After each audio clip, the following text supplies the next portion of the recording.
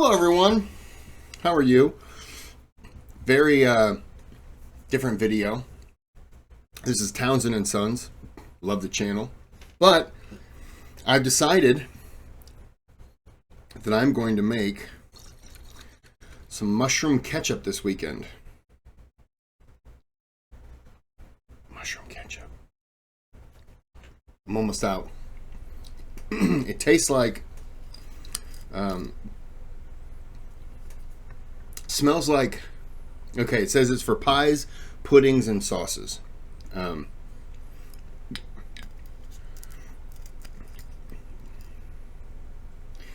It's for, here you go.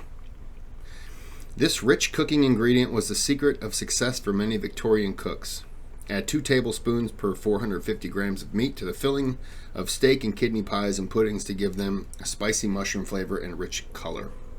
Hey, shut your faces. So, I've been buying this, and I love it. I put it on chicken, chicken breast, just like dehydrated, air fryer. Love it. So I've convinced myself that I'm going to make it on Friday. It's Monday, but I'm going to put this video out on Friday so that people can say, how is your mushroom ketchup? Because it's a 3-day weekend. So I'm making myself have to do it. There you go. Mushroom ketchup. My whole idea for it was a video that Townsends did 12 years ago. And this is a redo of that video. So I'm going to share it because I want to make it. And I want other people to see it, and maybe you'll give it a try. It tastes like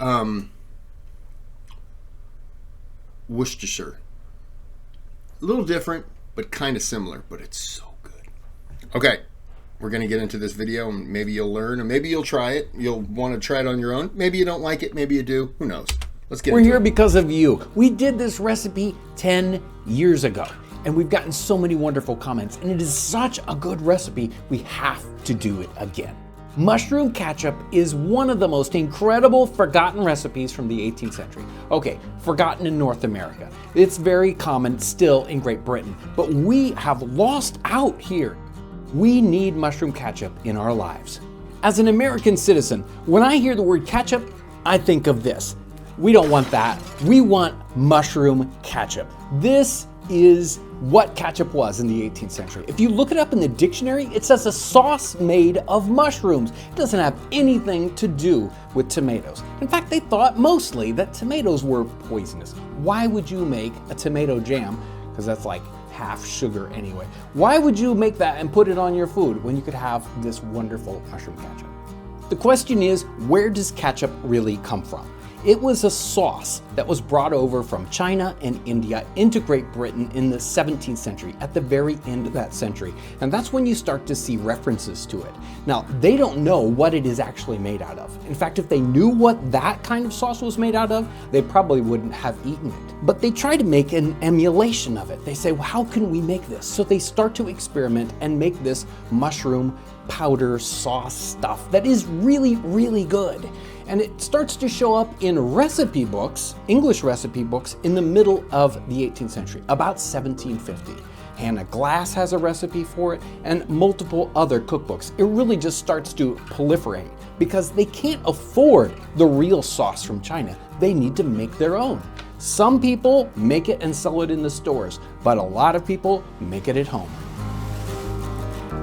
Because of the availability of mushrooms in the marketplace, or even getting them in the wild, this sauce would be able to show up on anyone's table, whether you're a very rich person or very poor. The main component of mushroom ketchup is obviously mushrooms. Now, we could go into the wild and pick mushrooms. That doesn't make any sense at all. Wild mushrooms, if they're edible, are wonderful, and you don't want to waste them on a product like mushroom ketchup. We're going to go into the store and we're going to get button mushrooms or brown mushrooms, any common mushrooms. If you want to make special ones, you could use shiitakes and some other fancy mushrooms. Generally, again, it's not worth it. Standard button mushrooms are going to give you an amazing flavor. There are many, many recipes in the 18th century for this. I picked out one to base our recipe on, Harriet Pinckney Horry's cookbook manuscript. It's American from the middle of the 1770s. And her recipe goes something like this: making mushroom ketchup and powder. Gather your mushrooms early in the morning. Wipe them very clean with a woolen cloth and then mash them with your hands. Strew on them a handful of salt and let them lie all night. Then put them on a fire for 10 minutes, keeping them constantly stirring. Then squeeze them through a canvas and let them settle. Then put in it whole pepper, cloves, mace, ginger, allspice, salt. Let it be high seasoned. Boil one part of it away and then bottle it when it's cold. The first thing we're gonna do is wash our mushrooms, and then we can just crush them up into a nice large bowl. We're gonna make a fairly large batch. You don't wanna make this a little bit at a time.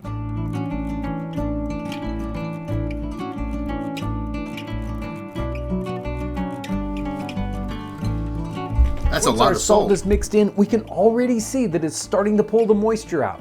We're gonna cover this up and set it aside overnight. Some of the recipes call for this to be setting 9 and 10 days. It's not gonna get any better after overnight, so that's what we're gonna do.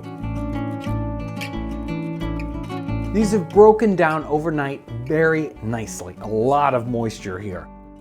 We're gonna smash these a little bit and then put them over the fire to release extra flavor. The recipe doesn't call for the spices to go into this mixture until after it comes off the fire. In fact, after it's strained out.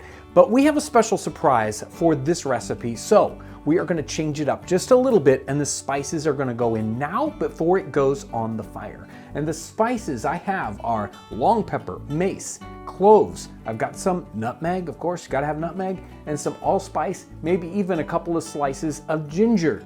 The recipes are all over the place. Some of the recipes just say highly spice this. So this is your chance to make your special mixture. You can put in whatever wonderful spices you like.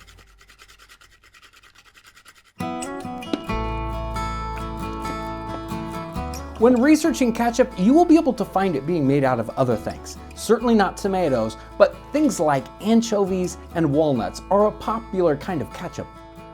It's also difficult sometimes researching ketchup because it's spelled in at least 5 different ways, if not even more.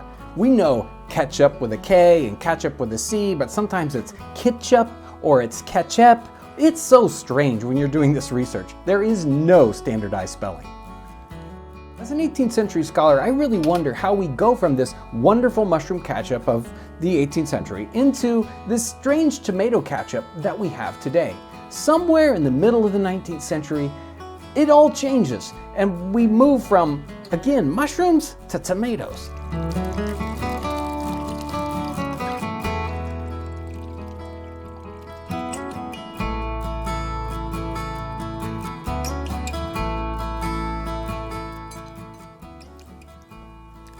This is tasting really good. Spicy, salty. I love this flavor and a little bit of that earthiness of the mushroom. This is ready to go back on the fire for 15, 20 minutes, even a half hour to let it simmer. If you wanted to really thicken it up or at least make it more concentrated, you can let it simmer an hour or longer and then let it cool and it's time to bottle it.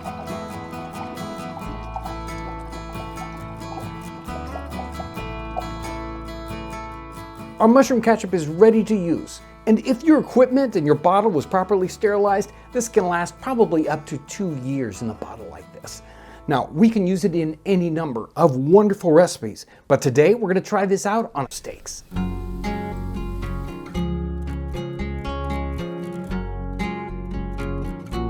We have our steak with our mushroom ketchup. Let's find out how this batch turned out. It's superb. Of course, the steak turned out great. You can't go wrong with that. And the mushroom ketchup gives it just that kind of flavor you really, really want. The salt, the spices, and that earthiness of the mushrooms. It's such a wonderful, complex flavor that it adds a lot to just about anything you put it on. Now remember the surprise I was talking about earlier. What do you do with the mushrooms when you're done? You don't throw those out. No way. You spread those out on a cookie sheet, you put them in the oven at a low temperature, 200, 250 degrees, and you let them dry. You get them nice and crispy, then you pulverize it into this powder. It's called mushroom powder, and it is a spice all by itself. It's sort of like condensed mushroom ketchup that you can bring in and use it on a different kind of dish. Something like scrambled eggs. Perfect. And it is over the top. I love mushroom powder. Here are scrambled eggs with mushroom powder. And I love scrambled eggs anyway. And with the mushroom powder, just to the right addition of saltiness, earthiness. It's just like mushroom ketchup, but even better if you ask me. Speaking of scrambled eggs, you're going to love this recipe. Go check it out. I'm going to make it. I'm going to make it. I put it on my chicken breast now. This bottle that I got on Amazon. And I got one bottle was $12.50, and I got 6 bottles for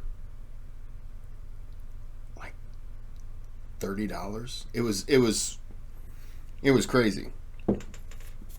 But I've been saying for a while I wanted to make it, and I just never have. I made a Japanese jiggly cake, one of those souffles. That was pretty good. Next day it was even better because it compressed a little bit and got a little more dense. It was so good though. But anyways, I just want to share that because I'm going to make it. And I'm putting the video out, so I have to make it now. Right? That's how it works. I'm not even going to do the thanks button on the channel. You can donate, subscribe if you want to, give me a thumbs up. Like, I'm not even going to say anything. I'm not even going to mention it because this is just a little pet project that I just wanted to share that I'm going to do. And I'm going to save all the mushroom stuff. And then maybe afterwards I'll share it with you. I'll show. Because I got a 3-day weekend coming up. This weekend? I think so. Yeah. It's Memorial Day. So Monday, a week from today, I'll be off. So hopefully I'll be indulging in mushroom ketchup. So this will be coming out on Friday. I'll probably throw it on as just a third video. But it's really good. It's good on seasoning for a bunch of different things. So just wanted to share. So until next time, have a good day, have a good night.